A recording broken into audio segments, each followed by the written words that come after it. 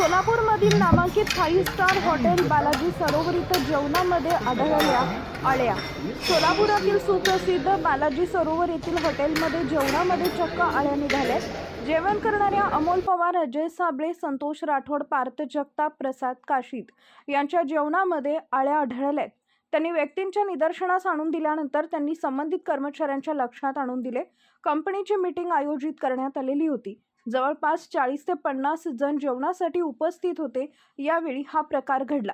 नामांकित हॉटेलमध्ये असे प्रकार होणं अपेक्षित नसतं, परंतु बालाजी सरोवर सारख्या 5 स्टार हॉटेलमध्ये ही प्रकार घडल्यामुळे उपस्थितांमधून संताप व्यक्त करण्यात आलाय। नागरिकांच्या जीवाशी खेळण्याचा हा प्रकार असल्याचं उपस्थित नागरिकांमधून बोललं जात होतं।